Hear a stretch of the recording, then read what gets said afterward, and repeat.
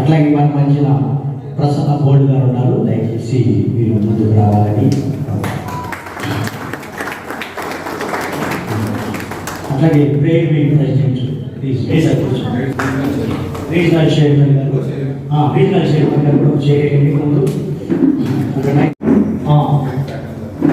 State bank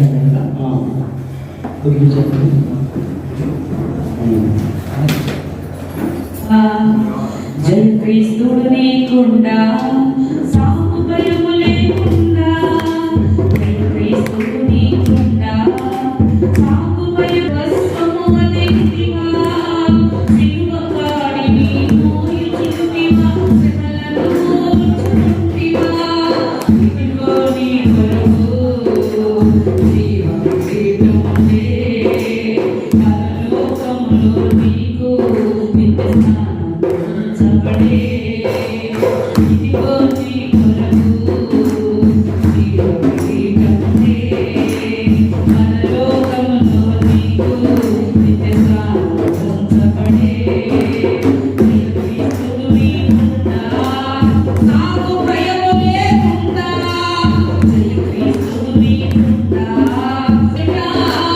తాకోలో హతము కాలేదా, ఎలియా ప్రార్థన ఎదుట బయలు ఓడిపోలేదా, దేవుని మందసం ఎదుట తాకోలో హతము కాలేదా, ఎలియా ప్రార్థన ఎదుట బయలు ఓడిపోలేదా, దేవుని సేవలో అపజయం ఉండదుగా, సాతాను ఎన్నడైనా అది ఓడక తప్పదుగా.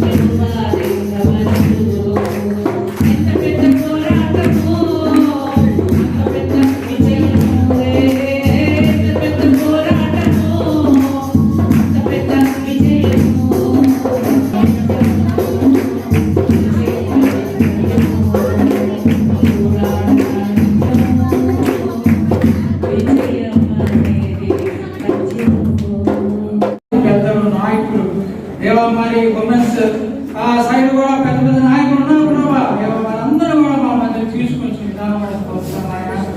దేవా మొదటి ప్రాధాన్యత మీరే ఆధిపత్యం వహించండి.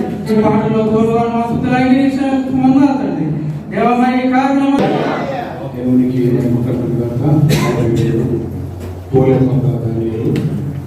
ఎన్సీసీ స్టేట్ చైర్మన్ మరి నాకు ఇచ్చిన ఈ అవకాశాన్ని దేవునికి మేము ముందుగా మనమందరం లేచి నిలబడడం నాకు భారతదేశంలో అన్నిటిలో ముందంజలో ఉంది. ప్రభావానికి వందనం చెల్లించుకుంటున్నాను ప్రభావ.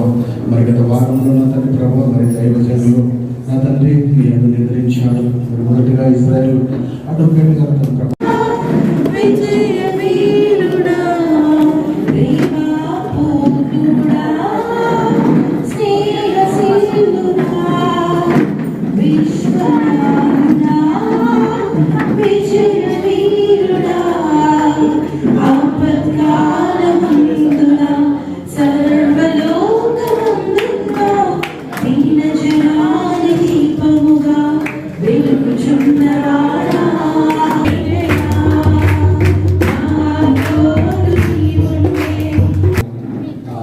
చెప్పేసి నేను పెట్టిన విషయం అది కూడా నేను చెప్పదలుచుకున్నాను.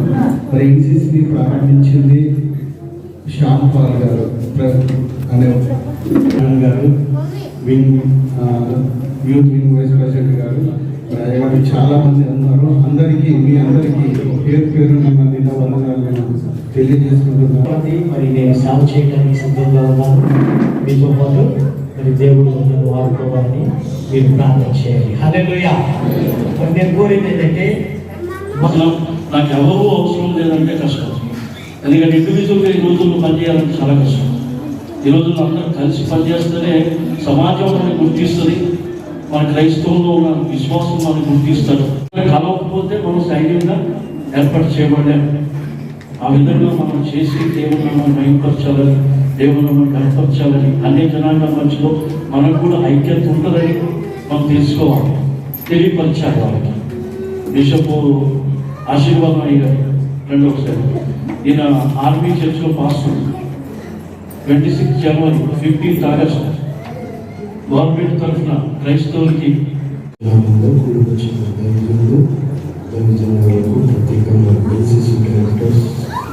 పెద్దలు అలంకరించిన పెద్దలందరూ జరుగుతున్నాము.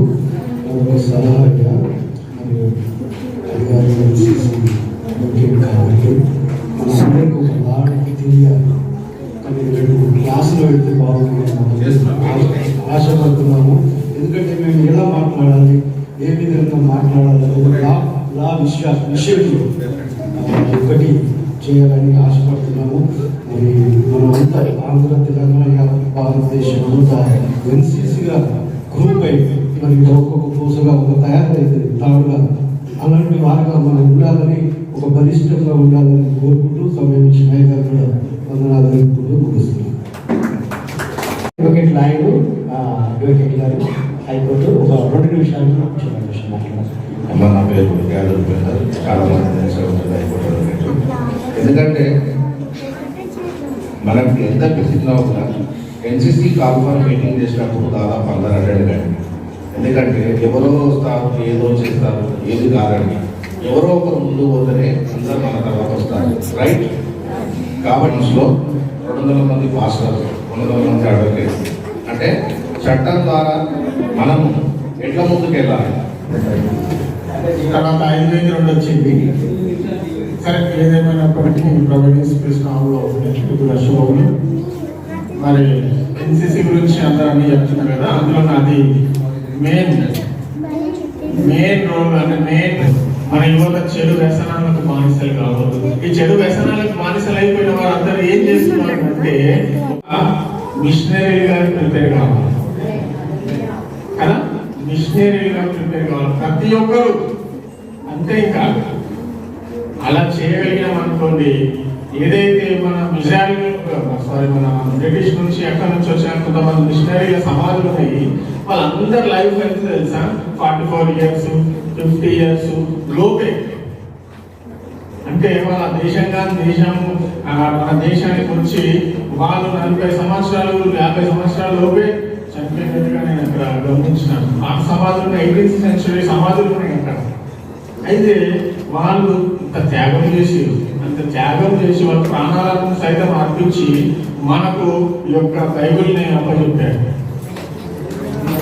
కానీ ఈ వాళ్ళ దినంలో దాన్ని నిర్లక్ష్యం చేస్తా ఉన్నాం. కాబట్టి ఇన్ని రోజులు ఏం జరిగిందో అనవసరం. కానీ ఇప్పటి నుంచి అయితే మనం ఒక ప్రణాళిక కలిగి ఉంది. ఎందుకంటే ఈ సమాజంలో మనల్ని ఏ విధంగా చూస్తున్నారో, మనకు ఎన్ని ఉన్నా కానీ, ఎన్ని రాజ్యాంగం మనం ఎన్ని హక్కులు ఇచ్చినా కానీ, ఎన్ని జీవోలు ఉన్నా కానీ, ఏమున్నా కానీ ఒకనొక సమయంలో అవి కూడా పనిచేయకుండా పోతా ఉన్నాయి. అంత అన్యాయానికి మనము గురవుతా ఉన్నాం. ఏ విధంగా యేసుప్రభు వారు అన్యాయం తీర్పు పొందారో అదే విధంగా సమాజంలో మనం కూడా అట్లాంటి అన్యాయం తీర్పు పొందుతున్నాం.